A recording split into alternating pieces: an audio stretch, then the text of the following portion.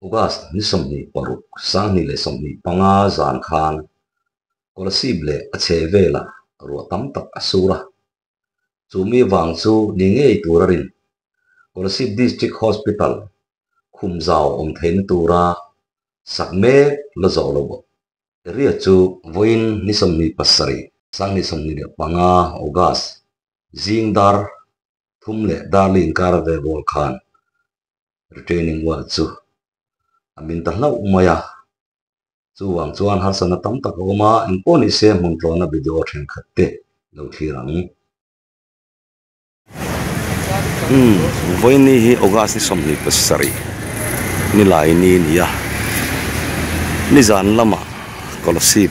le chevela yan ruana sa takasura chumi wang chuan kolosip district hospital a khumzom theina tura sakme ka po har san nom deu ni in hriat ni ya amuna in thir chiang don tiang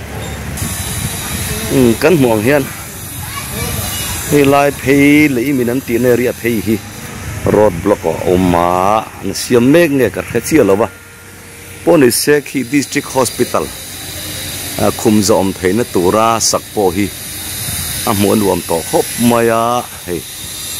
ut to mai ni hei hi kum sang ni som ni pani vela saktan kha ani ya hei helam pang line kan don mani el sep tu khania helam pang line hi chin khi kan ho chin khi tun din hunani ya pone se thia phaizel photang nan lo thian fai me ka ni mela helai mun hi PWD hovin helai road block hian lo thian fai ni mele ti hian hei khi kan muang khian district hospital Kolosip district hospital sakne chunia helai ron min thalai chu anita ne chuan a chan hi ange liang o khia thiam hara an zoom chinanga khila ya khian tui paina ni om tak pipe lo lora kimi khi lei chunga lutin na timin tamai mi bulber chu korel chiat na kan ti khani mela ti ruala ro chuan film tur lo wang poni thei tho mai bi hian kan mong hian lo min na saviau maya chuan hei JCB bin helai road block hin lo thian me ka lung rem na hi rei ve de ulek to de ka dik chuan lung rem tharani lem lova chi thei zelanga so lai kan thir lai sa chu lung rem thar ma zo khania ma ro chu kan an thir pheyanga ei lam te ro hi chu lung rem na hi rei to ni alang reng mai khi kian ki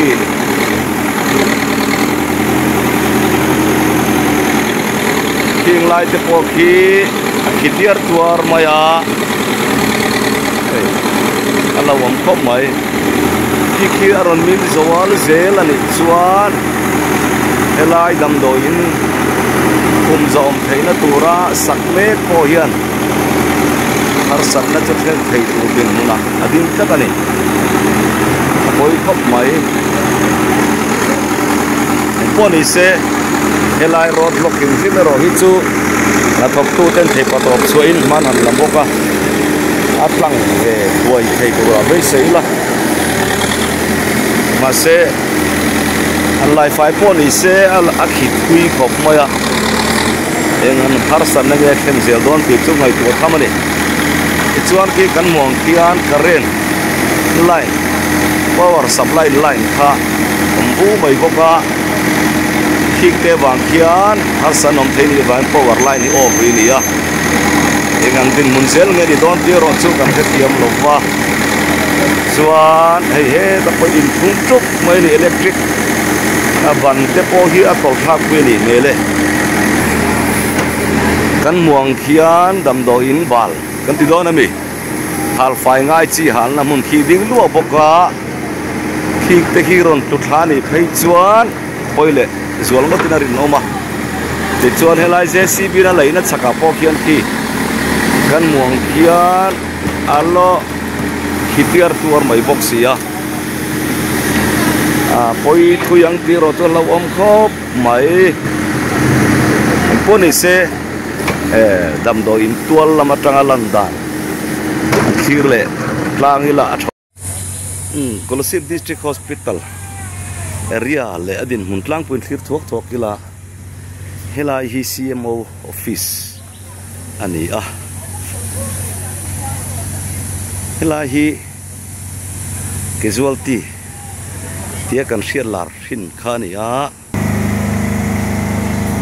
District Hospital casualty kan ti mai khani trauma center mun ani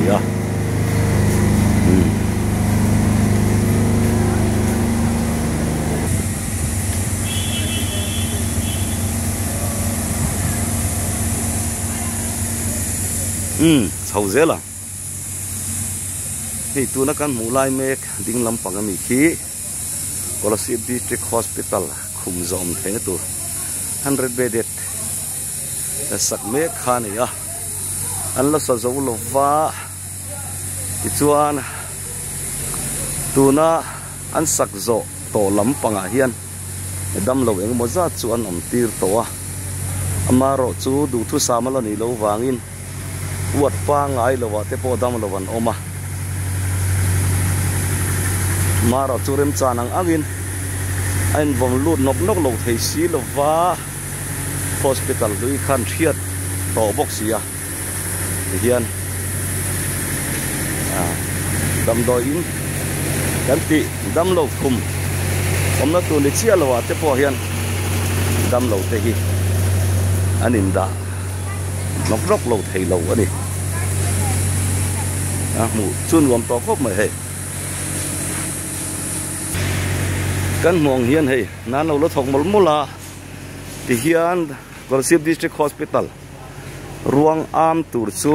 a khiat thei riak ruak tura kan nga ya ti chuan he mi dam do in hi an sei tong khan el lang deuh khania ti chuan hei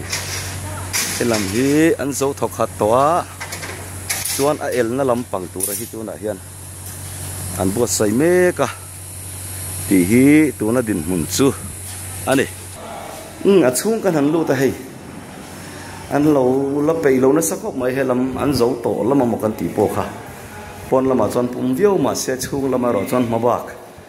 ala tam khop maya thia thuak zelang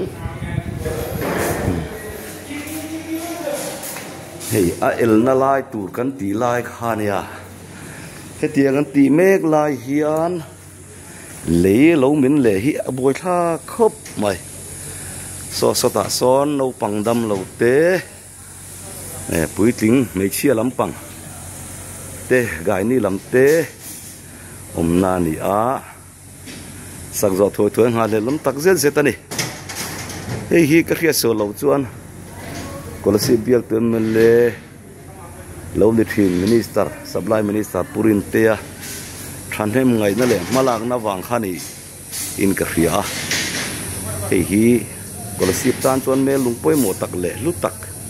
Kolosip mai ni lamen Kolosip district mai po ni lamen Kolosip district pon lam thleng poa amal som na thlen tu ani nge be sayom helai hi gai ni le mai che dam lo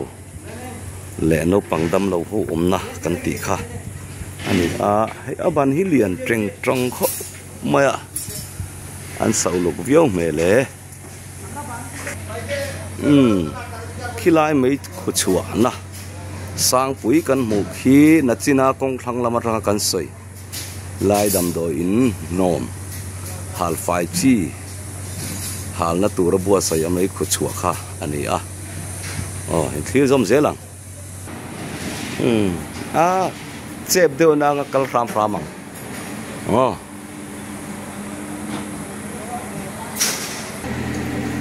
na chire kan soi tong deu khan hei dam do in tui khoi na vel hi helai pai pa hian an han pai thata chuan helai hena top mai ani mel om dana hian ti chuan khulai lang ang deuh khan helai tuilu thi top si lova kang na tur khe pe si lova chu wang chuan lei chhunga hian tui hian a hor ta mi hei hor thok viawani phei chuan helai khum zom na tur dam doin sak mek khum zom thena tur sak mek hian ai fek ang ti ro chu lawang khom mai hei power lampang po ai fek lo thei lova aban chopa bin khani wang khan hei kan muang hian power supply cherang khop mai an fakom te hian zinga tangin helai line hian op beka ti hian atun thlegin an thoka tuna hian chhundar som pan hi le minute som li ve ania ti chuan hei lai khona thian fai tu lampang kong block tu thian fai tu JCB na thok mek poka helai hi a serious riau mai ei amuna kanan kala yang hian helai pipe atui local vel hi de mai thei in va buai ve kha kan pute ei thok thain cherang the khop mai power ho hi in tiro pui thi ne ti chuan kan hoi ko jei hi a pipe zom na ni mela en lo pai to a he kan muang hen helai te po hi ya min hiam uom maya he ti hian kal phei zelang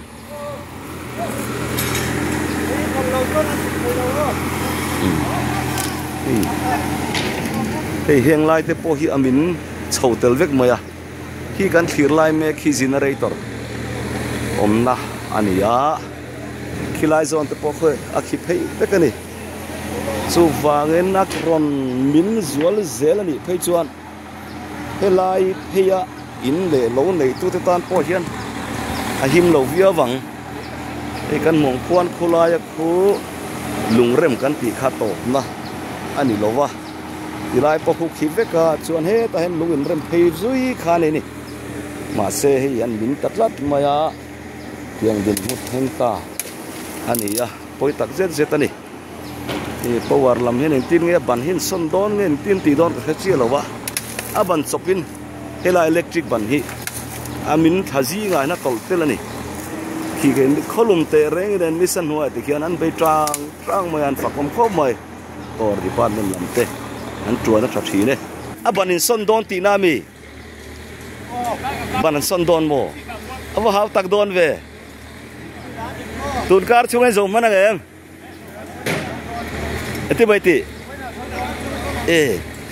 var tron thadon ve hei arang thai berin han tien tuma tun kar in zo ngem kan han tien ni chuan voina kan zo don an ti mai ke ka ti tun ni se tun kara kan zo mar nge mo ti vel tur ni ka hu pur khop mai power supply lampang ho hi che thario wani hei ti hian voinia hian he mi line ring tu te hi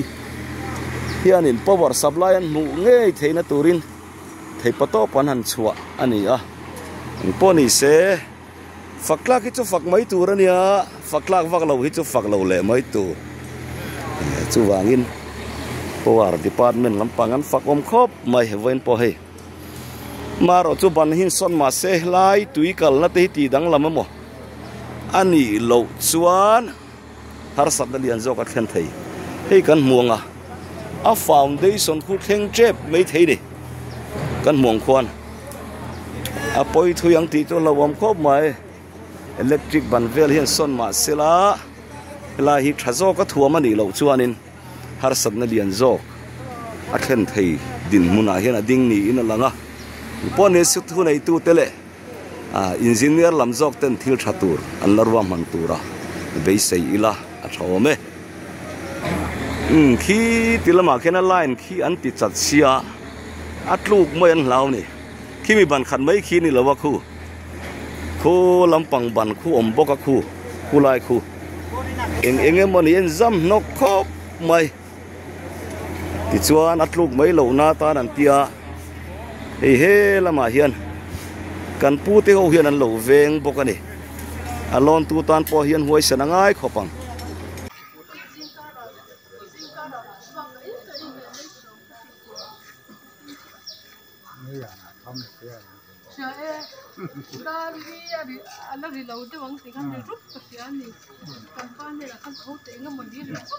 Tại nha ai đâu đâu ra tui hổ rồi ngã tui bảy nó om lo à helai hi man deu khan so lai so amin to tui che bảy nó om lo wang ne tui che bảy nei siam turin khan ti be boka VC te pon eng motok chu han pui ve boka amar su an tui che bảy na siam hi pai ma lak ko hani maya ap chele a chu wanga he tiang thleng hi ni ta a chuan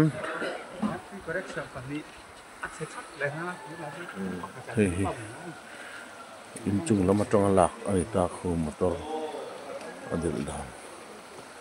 scooty khu pahni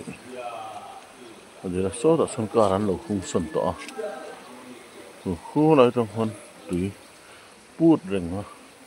ra yak chi de hin he chu kor te bo han siam ve ba đây là phải chỉ nó ta chi ta phát kong ero hi chu no lo amaro chu hemi 11 kv po hi hlau om phak ta a Pasal siapa sakul, pup, mai mau apa pasal siapa pasal dal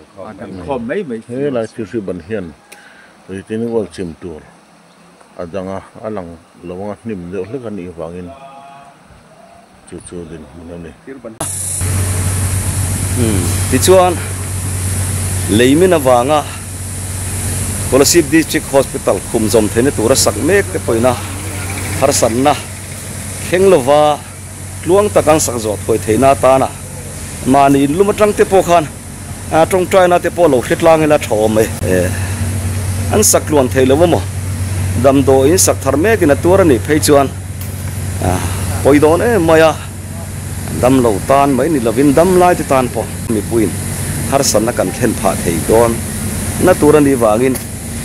kan mi mal tong trai na po hretlang te ngu